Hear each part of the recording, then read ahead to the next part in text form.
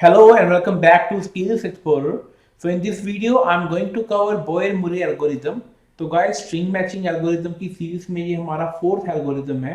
इससे पहले हमने 3 एल्गोरिथम को कवर अप किया था। First one was naive string matching algorithm, second one was Rabin Karp algorithm and third one was Knuth Morris algorithm. तो गाइस बॉयर-मुरे एल्गोरिथम में भी हम ऐसी ही टेक्निक को स्टडी करेंगे जिसमें हम एक पैटर्न का स्ट्रिंग में मैच फाइंड करेंगे कि ये पैटर्न टेक्स्ट में किस पोजीशन पर एग्जिस्ट करता है, राइट। सो अब सबसे पहले क्वेश्चन ये है कि इसका नाम ये कैसे पड़ा, right.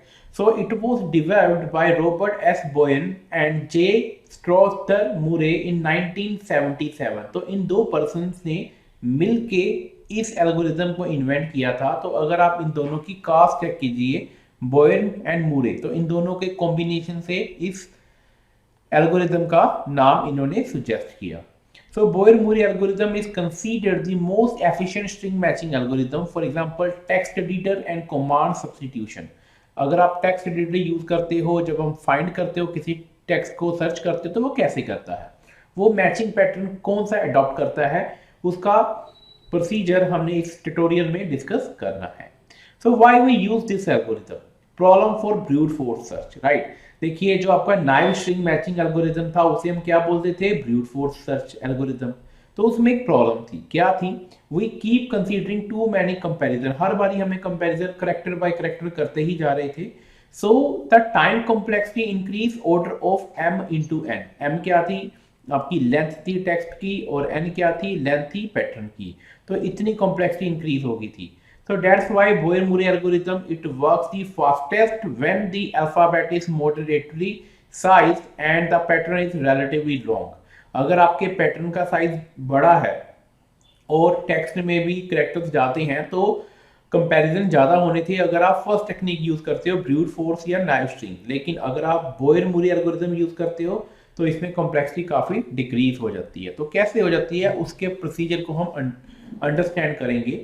The algorithm scan the character of pattern from right to left. हम यहाँ पर कंपैरिजन कहाँ से स्टार्ट करते हैं? right to left, beginning with the rightmost character. Okay. So if the symbol that is compared with the rightmost pattern symbol does not occur in the pattern at all, then pattern can be shifted by m position behind the text symbol. अगर pattern और text दोनों का राइटमोस्ट symbol आपका match नहीं करता, then हम क्या करेंगे? हम शिफ्ट करेंगे करेक्टर को कितने? m position. अब ये m का मीनिंग क्या है, राइट, इसको भी हम स्टडी करेंगे। इसमें बेसिकली हम एक बैड मैच टेबल डिजाइन करते हैं, उसमें हर एक करेक्टर के कोरस्पोंडिंग एक पोजीशन होती है, उतने करेक्टर हम आगे मूव करते हैं। तो उसको भी आइडेंटिफाई करेंगे, अंडरस्टैंड करेंगे कि उसको डिजाइन कैसे करते हैं। फॉर एग्जाम्पल अगर मैं आपसे एक एग्जाम्पल से एक पैटर्न को सर्च करें, for example hello to the world is a string and if you want to search world, आपने सिर्फ वर्ल्ड को सर्च करना है for that string that is a pattern. For example ये पैटर्न है, हेलो टू दी वर्ल्ड ये text है, world आपका एक पैटर्न है। So Boyer Moore is a combination of following two approaches. There are two approaches जिसके थ्रू आप Boyer Moore algorithm को इंप्लीमेंट कर सकते हो। फर्स्ट कौन सी है? Bad character approach. सेकंड कौन सी है? Good suffix approach. तो इस एल्गोरिथम में हम कौन सी टेक्निक को स्टडी करेंगे? First one, bad character approach. So both the above approaches can also be used independently to search a pattern in a text, but there will be discussed about bad match approach. Boyer-Murray algorithm does processing, pre-processing। वो pre-processing क्या है? To shift the pattern by more than one character। देखिए knife string matching algorithm में हम character को जब mismatch होता था only one character right side move करते थे। यहाँ पर हम एक से ज्यादा करेक्टर मूव करेंगे। कितने करेक्टर आगे मूव करेंगे उसको हम स्टडी करेंगे, वो डिपेंड करता है आपके बैड मैच टेबल पे। सो बैड करेक्टर अप्रोच हम इसमें यूज करने वाले हैं। The character of the text which does not match, जो मैच नहीं करता with the current character of the pattern is called a bad character. ये भी क्वेश्चन आ सकता है, व्हाट इज बैड करेक्टर? जब आपका टेक्स्ट एंड पैटर्न का करेक्टर मैच नहीं करते उसको आप क्या बोलते हो? Bad character. Upon mismatch, we shift the pattern until the mismatch becomes a match, right? जब तक आपका जो mismatch है वो मैच नहीं होता है, at that time आप shift करते जाएंगे। If the mismatch occur, then we see bad match table। अब जैसे ही करेक्टर मैच नहीं करता टेक्स्ट और पैटर्न का, देन हम किसको देखेंगे, किसको कंसीडर करेंगे, हम कंसीडर करेंगे बैड मैच टेबल को। उसमें देखेंगे कि कितने बिट्स हमने कितने करेक्टर शिफ्ट करना है। बट ये भी तो क्वेश्चन राइज होता है कि बैड मैच टेबल है क्या, इसे डिजाइन कैसे करेंगे, right. So pattern P move past the mismatch character if the mismatch occurs, mismatch character not available in the bad match table, then we shift the whole pattern accordingly। ऐसे भी हो सकता है कि करेक्टर बैड मैच टेबल में available ही ना हो, then कितने शिफ्ट, कितने बिट्स या कितने करेक्टर हमें शिफ्ट करना पड़ेगा, राइट। ये देयर आर टू पॉसिबिलिटीज, उसको हम आइडेंटिफाई करेंगे। Here we use bad match approach for searching. Step to find the pattern, सबसे पहले हम क्या करेंगे, construct bad symbol shift table, align the pattern against the beginning of the text and repeat the following step until either a matching substring is found or pattern reaches beyond the last character of the text, right। अगर आप इन steps को go through करेंगे तो अभी इतनी understanding नहीं बनेगी, लेकिन जब इसे प्रैक्टिकली इंप्लीमेंट करेंगे then you can understand very easily. तो फर्स्ट स्टेप हमारा क्या था, construct the bad symbol shift table. ये टेबल कैसे डिजाइन करना है उसको देखेंगे, एंड उस टेबल में डिजाइन करने के लिए आपको ये फॉर्मूला आना चाहिए, values is equal to length of pattern minus index minus 1। अब देखो लेंथ ऑफ पैटर्न तो आइडेंटिफाई हो जाएगा कि जितनी भी लेंथ है पैटर्न की, माइनस इंडेक्स, इंडेक्स किसका, जो आपका पैटर्न में हर एक करेक्टर का वैल्यू आपने फाइंड करनी है, उसका इंडेक्स, माइनस 1 आपने करना ही है। फॉर एग्जाम्पल, अब इस एग्जाम्पल को अच्छे से अंडरस्टैंड कीजिए। Welcome to team must, right, ये आपका टेक्स्ट है, और टीम मस्ट, जो टीम मस्ट मैंने यहां पर लिखा हुआ है वो आपका पैटर्न है। अब इस पैटर्न का आपने बैड मैच टेबल डिजाइन करना है। ये देखो बैड मैच टेबल, तो टीम मस्ट मैंने कहां से इंडेक्सिंग इसकी स्टार्ट की, 0 से 7, तो टोटल लेंथ इसकी कितनी हुई, 8 हुई। ओके, अब हमने क्या करना है, बैड मैच टेबल को डिजाइन करेंगे। वो कैसे करेंगे, देखिए सबसे पहले क्या आया, टी आया लेफ्ट साइड से, तो टी की वैल्यू कितनी आई, टी की वैल्यू आई आपकी फॉर्मूले के अकॉर्डिंग आएगी। कैसे आएगी, ये देखिए फॉर्मूला मैंने क्या बताया था, length of pattern, length of pattern कितना है, 8 है, 8 माइनस इंडेक्स, जो भी इंडेक्स होगा माइनस 1, तो लेंथ मेरी 8 है, टी का इंडेक्स कितना है 0, 8 माइनस 0 माइनस 1, इसकी वैल्यू कितनी आनी चाहिए, टी की 7 आनी चाहिए। ये देखिए 7 आ रही है, कैसे आ रही है, 8 लेंथ होगी माइनस इंडेक्स, इंडेक्स आपका 0 है, माइनस 1 7, तो 7 टी के कोरस्पोंडेंस बैड मैच टेबल में वैल्यू मेरे पास कितनी आई, 7। उसके बाद आया करेक्टर ई, ई का इंडेक्स क्या है, 1 है, तो 0 से स्टार्ट होता है ना, ई का इंडेक्स क्या है, 1 है, तो मैं फॉर्मूले में पुट की 8 माइनस 1 माइनस 1, और माइनस 1 क्या था, इंडेक्स था, और लास्ट वाला माइनस 1 फॉर्मूला है, तो इसकी वैल्यू कितनी आई, 6, तो हमने यहाँ पर 6 मेंशन कर दिया। फिर ए को भी ऐसे कंसीडर की, इसके इंडेक्स को, वैल्यू मेरे पास 5 आई, फिर एम आया, एम की 4 आई, फिर एस आया, एस की कितनी आपके पास वैल्यू आई, उसको भी हम चेक करेंगे। तो यहां से हमारे पास वैल्यू कितनी आई, हमारे पास 3 आ गई। बट नोट करने वाली एक पॉइंट है, देखो जो आपके पास एम है टीम मस्ट, उसमें m 2 टाइम आ रहा है, राइट। अब इससे पहले m कितना था, m का इंडेक्स था 3, तो उसके कोरस्पोंडेंस मेरे पास वैल्यू आई थी 4, तो मैंने 4 यहाँ पर मेंशन कर दिया। उसके बाद फिर से m रिपीट हुआ, फिर इंडेक्स के अकॉर्डिंग वैल्यू आई 3, तो 4 किसके साथ रिप्लेस हो गया, 3, मतलब जो लेटेस्ट आपके पास इंडेक्स आएगा उसको आप कंसीडर करोगे और ओवरराइड कर दोगे। तो कोई भी करेक्टर रिपीट नहीं होना चाहिए, अगर रिपीट होगा तो उसकी कोरस्पोंडेंस जो वैल्यू आएगी उसको हम यहां पर अपडेट कर देंगे। नेक्स्ट है आपके पास ए। अब ए पहले क्या था, ए की पहले देखो इंडेक्स पे वैल्यू थी, यहां पर जो वैल्यू हमने फाइंड की थी 5, लेकिन यहां पर वैल्यू कितनी आएगी 2, तो 5 किसके साथ रिप्लेस होगी, 2 के साथ। अब बैड मैच टेबल में ए के कोरस्पोंडेंस वैल्यू कितनी है, 2, क्योंकि ए भी 2 टाइम्स आया है।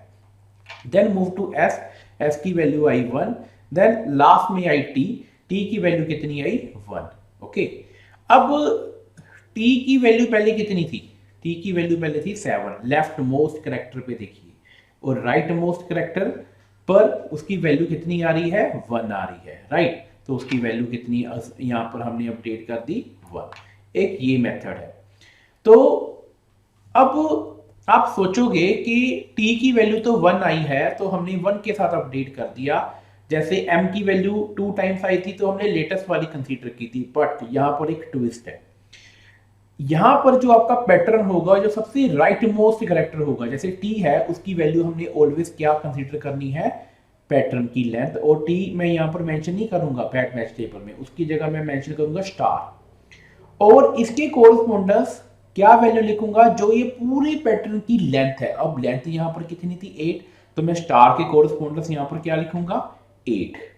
ओके, एक तो ये पॉइंट है। Second point, any other letter is presented by star is taken equal value to length of the string 8 here, right. अगर लास्ट कैरेक्टर t की वैल्यू हमने 8 लिखी, अगर t एग्जिस्ट कर रहा है मोर देन 1 टाइम, देन जिस पोजीशन पर t होगा उसकी वैल्यू भी सेम ही रहेगी, that is length of the pattern. ये इंपॉर्टेंट पॉइंट है। ये जो लेंथ रहेगी सिर्फ लास्ट वाले करेक्टर की प्रेजेंस में रहेगी, लास्ट वाले करेक्टर की एग्जिस्टेंस में रहेगी अगर वो एक से ज्यादा टाइम प्रेजेंट है। बट जो रिमेनिंग करेक्टर से, जैसे m2 टाइम्स था, इसको ऐसे चेक नहीं करना, इसको हमने ओवरराइड करना है। अगर ये एक से ज्यादा टाइम रिपीट हो रहा है, उसके इंडेक्स के अकॉर्डिंग जो वैल्यू कैलकुलेट होगी वो वैल्यू को ओवरराइड हम कंसीडर करेंगे, राइट। आई होप ये पॉइंट आपको क्लियर हो गया होगा। अगर क्लियर नहीं भी हुआ, हम प्रैक्टिकली एक एग्जांपल भी करेंगे डिफरेंट एग्जांपल के साथ, उसमें भी आपको क्लियर हो जाएगा। ओके, अब फॉर एग्जांपल मेरे पास क्या है, हमारे पास फॉर एग्जांपल एक कंपैरिजन करते हैं। हमारे पास बैड मैच टेबल प्रिपेयर हो गया है। अब हमने क्या करना है, सबसे लास्ट वाले करेक्टर का कंपैरिजन करना है। ये देखिए t एंड t मैच हो गए, देन मैं लेफ्ट साइड शिफ्ट करूंगा। फिर e एंड s का कंपैरिजन कर रहा हूं, मैच नहीं हुए। देन जो आपका टेक्स्ट में प्रेजेंट है करेक्टर, कौन सा है, e है, मैंने उसकी एग्जिस्टेंस चेक करनी है अपने बैड मैच टेबल में। क्या e प्रेजेंट है, यस e प्रेजेंट है। उसके कोरस्पोंडेंस क्या है, 6।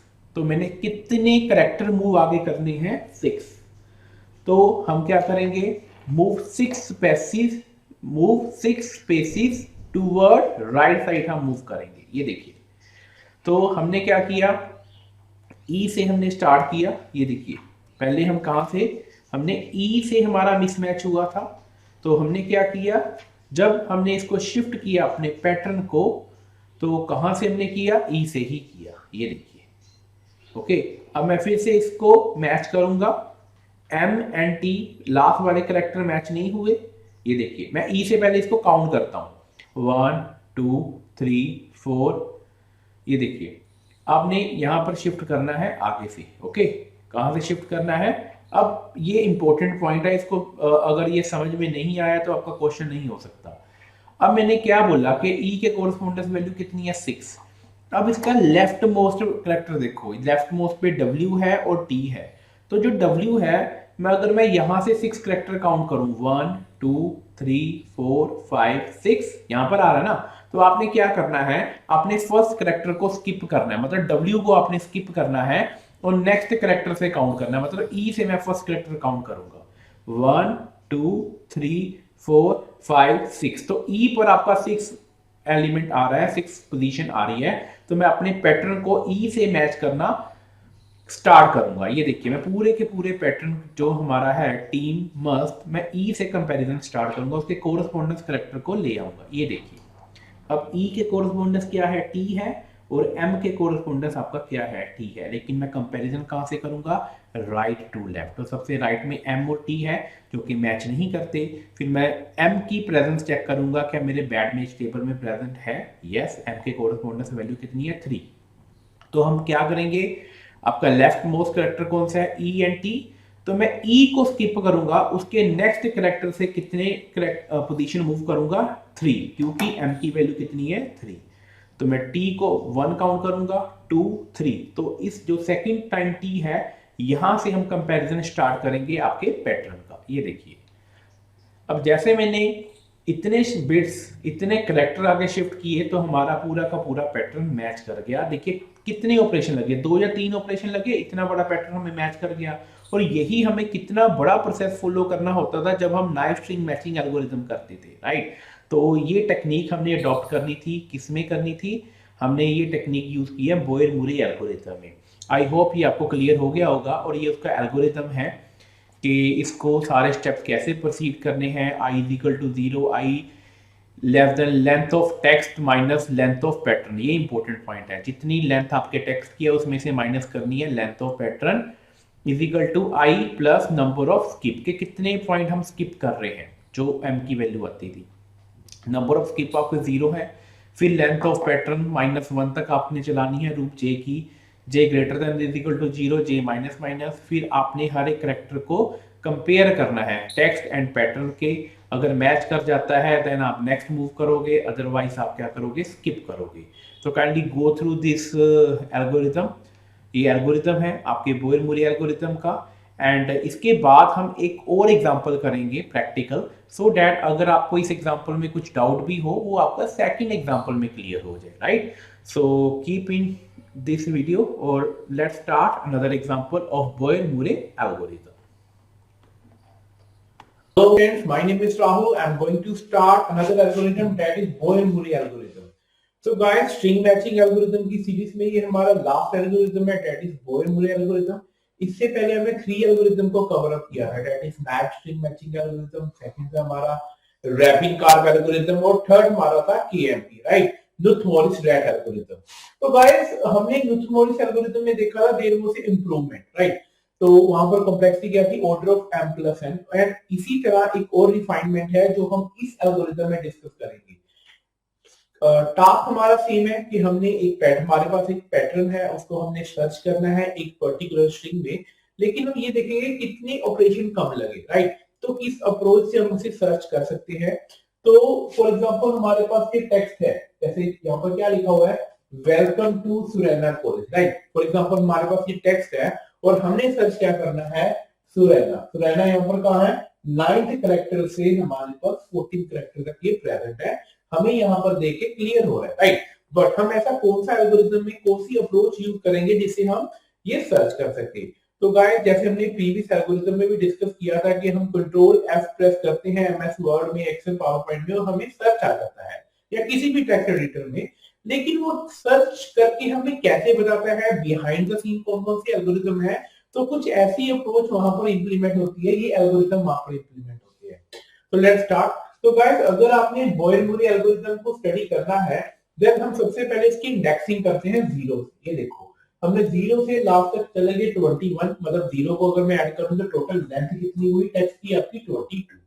और हमारे पैटर्न क्या है यहाँ पे सुना जिसे हमें सर्च करना है, तो इसकी भी इंडेक्सिंग हमने 0 से की है और इसकी लेंथ कितनी है, दैट इज 6, राइट। तो इसमें एक डिफरेंट अप्रोच है, जैसे मैच स्ट्रिंग एल्गोरिथम में हमने किया था करेक्टर टू करेक्टर, फिर हमने रैपिड कार्व में क्या डिस्कस किया था, हमने किया था हैशिंग का कांसेप्ट किया था, राइट। एंड नुथ मॉरिस में हमने किया था पाई टेबल। बट यहाँ पर टेक्निक डिफरेंट है, यहाँ पर टेक्निक कौन सी टेक्निक है, बैक मैच टेबल। उसका नाम क्या है, बैक मैच टेबल। तो इस टेक्निक के थ्रू हम आगे प्रोसीड करेंगे, राइट। तो अब बैड मैच टेबल किसका आपने इंप्लीमेंट करना है, आपने करना होता है आपके पैटर्न का, राइट। अब जो पैटर्न है मैं यहाँ पर मेंशन कर रहा हूँ, for example S Suraina, U Suraina, right. और लास्ट में आपका क्या है, ए है, ये आपका पैटर्न है, ओके। तो हमने पैटर्न एज इट इज लिख लिया जैसे आपके पास यहाँ पर मेंशन है। अब इसमें सबसे इंपॉर्टेंट चीज क्या है, आपने बैड मैच टेबल को आइडेंटिफाई करना है, इसके रूल्स क्या है वो हम स्टडी करेंगे। तो गाइस सबसे पहले देखिए हमारे पास ये लिखा हुआ है, जो भी आपका पैटर्न होगा ना उसका जो लास्ट कैरेक्टर होगा, फॉर एग्जांपल यहाँ पर ए है, मैंने उसको स्टार के साथ रिप्रेजेंट कर दिया, मतलब कोई भी कैरेक्टर हो, कोई भी कैरेक्टर हो लेकिन वो लास्ट हो, लास्ट को मैंने स्टार के साथ रिप्रेजेंट कर दिया। और स्टार की कोरस्पोंडेंस आपने क्या मेंशन करना है उसको भी हम स्टडी करते हैं। स्टार के कोरस्पोंडेंस आपने लिखना है जो उसकी लेंथ है। अब लेंथ किसकी, जो आपके पैटर्न की लेंथ कितनी थी, दैट इज 6। यहाँ पर देखिए टोटल कितने कैरेक्टर है, टोटल 6 कैरेक्टर है, तो हम यहाँ पर लिखेंगे उसकी लेंथ हमने मेंशन कर दी, ओके। तो यहाँ पर हमने उसकी क्या की, लेंथ मेंशन की। उसके बाद हम क्या करेंगे, उसके बाद हमने हर एक कैरेक्टर की वैल्यू भी फाइंड करनी है, उसका फॉर्मूला डिस्कस करेंगे। बट एक इंपॉर्टेंट पॉइंट है, जो हमने लास्ट कैरेक्टर था दैट वाज ए, यहाँ पर ए था, उसके कोरस्पोंडेंस मैंने 6 मेंशन किया क्योंकि वो लेंथ थी। हमने ये भी चेक करना है जो लास्ट कैरेक्टर ए था उसके कोरस्पोंडेंस हमने 6 लिखा, क्या ए रिपीट हो रहा है हम आपके पैटर्न में? अगर हो रहा है, कोई भी टेक्स्ट हो, सॉरी कोई भी कैरेक्टर हो जो लास्ट में हो, उसकी अकरंस को हम चेक करेंगे क्या वो रिपीट हो रही है। यस, यहां पर हो रही है, राइट। तो इसके कोरस्पोंडेंस भी हम सेम वैल्यू लिखेंगे, दैट इज 6। ये इंपॉर्टेंट पॉइंट है जो आपने ध्यान रखना है किसी भी एग्जांपल को सोल्व करते हुए। अब जो रिमेनिंग है, राइट, जो रिमेनिंग है इसकी वैल्यू भी हमें आइडेंटिफाई करनी है। वो कैसे करनी है, उसका एक पर्टिकुलर फॉर्मूला होता है। अब गाइस, अब यहां पर तो ये हो गया कि एक पॉइंट और बता दूं कि अगर लास्ट कैरेक्टर की अकरंस है तो सेम वैल्यू लिख रहे हैं।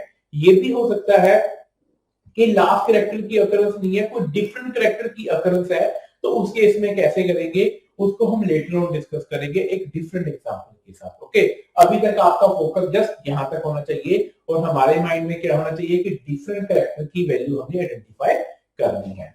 तो उसका फॉर्मूला क्या होता है, ये देखिए, हम लिखेंगे वैल्यू इज इक्वल टू, आपके पास क्या होगा यहां पर लेंथ किसकी, पैटर्न की, माइनस इंडेक्स -1, ये फॉर्मूला है।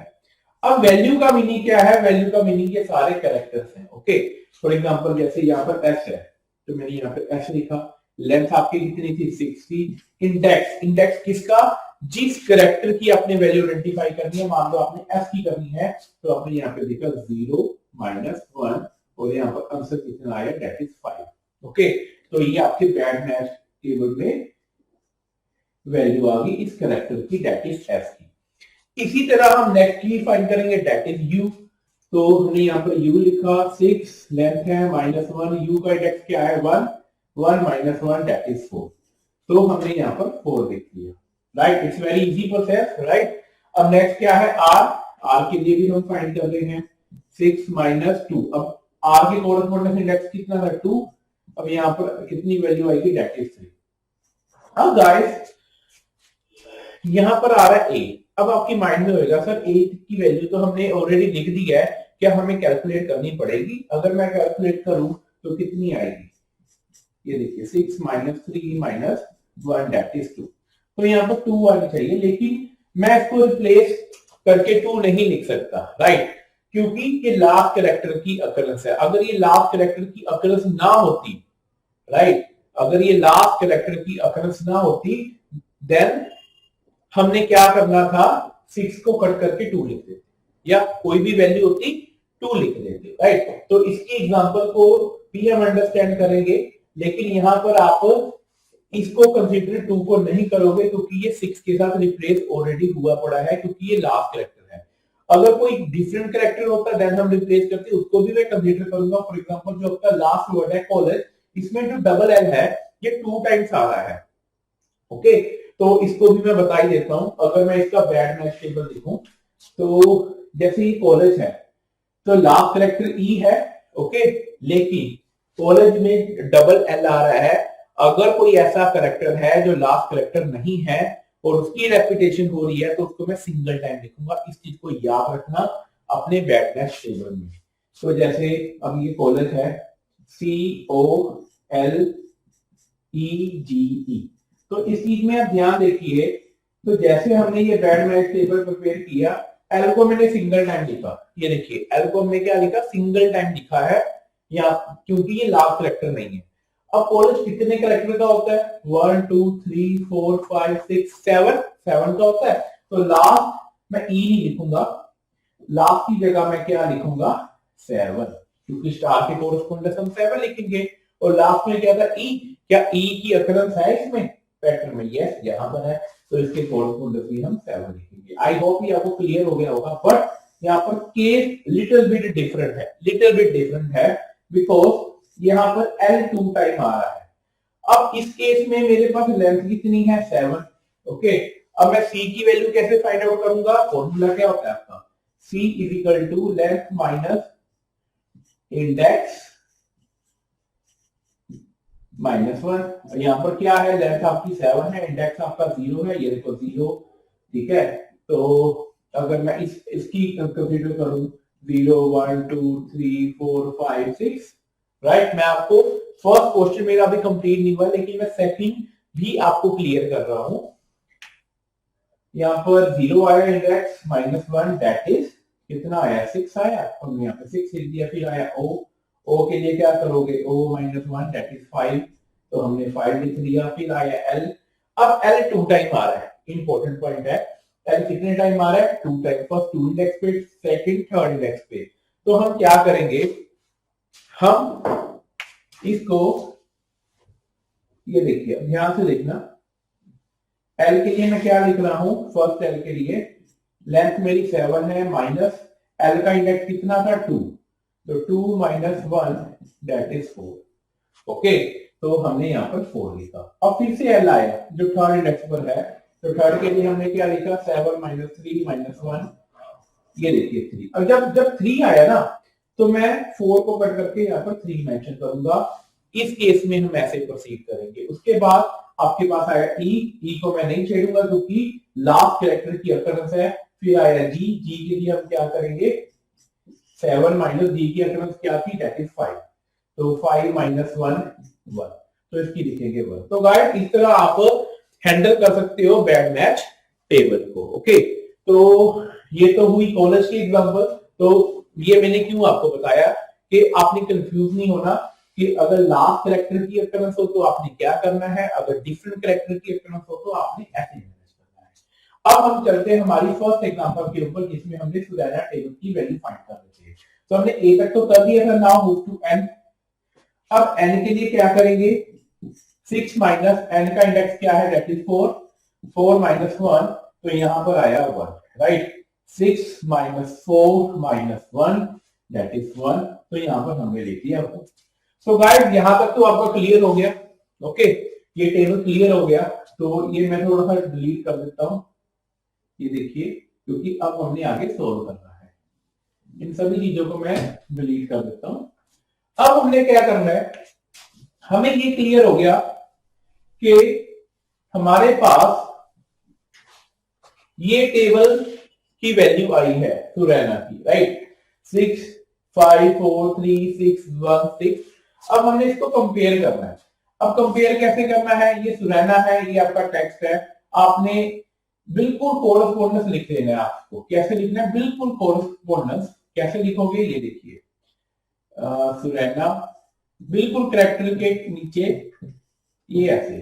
अब आपने लास्ट कैरेक्टर का मैच करना है। क्या लास्ट कैरेक्टर मैच है, लास्ट कैरेक्टर कौन सा है, एम एंड ए, ये मैच नहीं हो रहे। अगर ये मैच नहीं हो रहे तो जो आपने टेक्स्ट में कैरेक्टर देखना है, टेक्स्ट में कैरेक्टर क्या है, एम।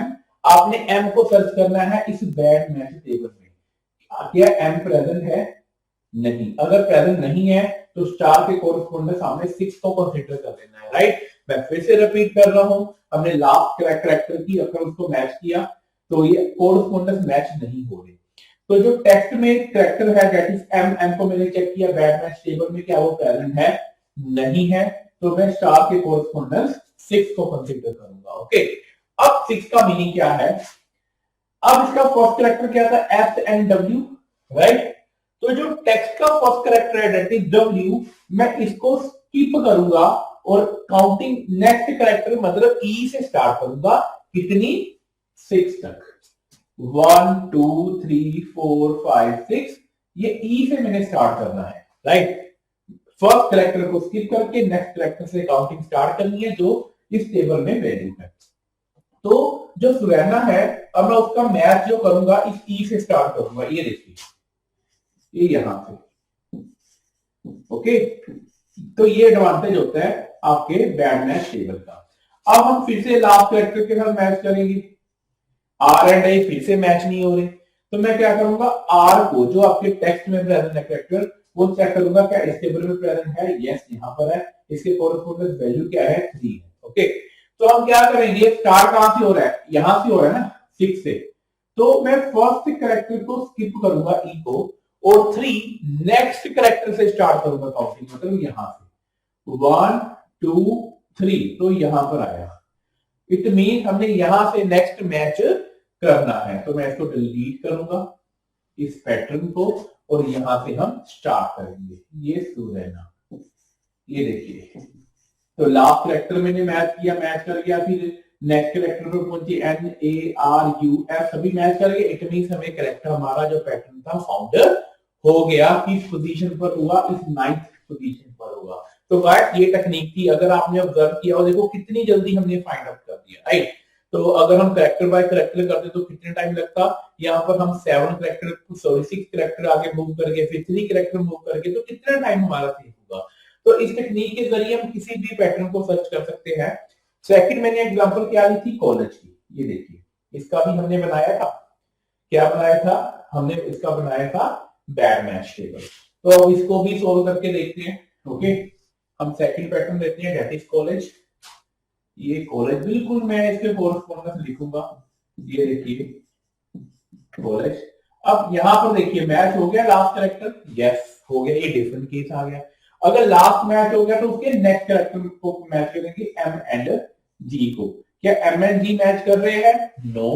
क्या एम मेरे प्रेजेंट है इस बैड मैच टेबल में? एम प्रेजेंट नहीं है, तो मैं स्टार की वैल्यू लूंगा, दैट इज 7। तो हम 7 आगे प्रोसीड करेंगे। कहां से करेंगे? जो आपका फर्स्ट है, फर्स्ट आपका क्या है? ये है ना। मैं डब्ल्यू को स्किप करूंगा, 1 2 3 4 5 6 7 मैं यहां से स्टार्ट करूंगा मैच करना। बिल्कुल सेम प्रोसीजर है जैसे हमने प्रीवियस एग्जांपल में किया था। मैं टी से स्टार्ट करूंगा, मैं इसको यहां पर रब कर रहा हूं। तो मैंने यहां पर लिखा कॉलेज। ये देखिए कॉलेज। क्या लास्ट कैरेक्टर मैच हो रहा है? No. N and E match नहीं हो रहे। क्या एन प्रेजेंट है यहाँ पर? ये भी प्रेजेंट नहीं है, तो मैं स्टार्ट की वैल्यू लूंगा, दैट इज 7। तो हम क्या करेंगे? फर्स्ट कैरेक्टर को मैं स्किप करूंगा, दैट इज 7th इंडेक्स पे, दैट इज टी। तो मैं स्किप करूंगा और काउंटिंग नेक्स्ट से स्टार्ट करूंगा, 1 2 3 4 5 6 7। तो मैं यहां से स्टार्ट करूंगा, दैट इज ए से। ओके, हम कहां से स्टार्ट करेंगे? 14th इंडेक्स, दैट इज ए। तो मैं इसको रन कर रहा हूं। हमने फिर से कॉलेज लिखा यहां पर। ओके, ये देखिए, क्या मेरा लास्ट कैरेक्टर मैच हो रहा है जी या डी? नो। क्या जी प्रेजेंट है यहां पर? यस प्रेजेंट है। कहां पर है? ये देखिए, जी की वैल्यू क्या है? 1। तो अब हमने 1 टाइम राइट साइड मूव करना है, लेकिन फर्स्ट कैरेक्टर को स्किप करके, जो आपके लेफ्ट हैंड साइड से स्टार्ट हो रहा है। तो मैं इसको स्किप करूंगा, काउंटिंग नेक्स्ट से करूंगा, दैट इज यहां से 1। तो 1 हमारा 15 पर आया, तो मैं 15 कैरेक्टर से अपने पैटर्न को क्या करूंगा? मैच करूंगा। ये देखिए, तो मैं यहां पर लिखूंगा कॉलेज। ये देखिए, अब फिर से मैं लास्ट कैरेक्टर को मैच किया, ई कर गया, जी कर गया, ई कर गया, double L O T. It means हमारा पैटर्न मैच कर गया। तो गाइस 2 या 3 ऑपरेशन के साथ हमने अपने पैटर्न को फाइंड कर लिया। It's very very easy approach. और देखिए कंपैरिजन कितने कम लगे, राइट। तो यही बोयर-मुरी एल्गोरिथम का अप्रोच है। ये उसकी टेक्निक है जिसके जरिए हम अपने पैटर्न को बहुत जल्दी फाइंड कर सकते हैं। तो guys, if you like this video, then kindly share with your friends. And ये हमारा लास्ट एल्गोरिथम था स्ट्रिंग मैचिंग एल्गोरिथम में। तो 4 एल्गोरिथम हमने अभी तक डिस्कस किए। तो आपने हर एक एल्गोरिथम को डीपली अंडरस्टैंड करना है, सो दैट आप किसी भी क्वेश्चन को बहुत इजीली सॉल्व कर सकते हो। तो थैंक यू सो मच।